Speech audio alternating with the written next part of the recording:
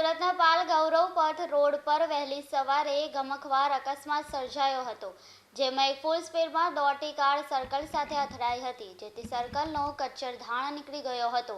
Circle પર કરવામાં આવેલા બ્યુટિફિકેશન પર વધારે ભારે નુકસાન પહોંચ્યું હતું। બીજી તરફ કારના બોનેટ સહિતના ભાગે નુકસાન થયું હતું।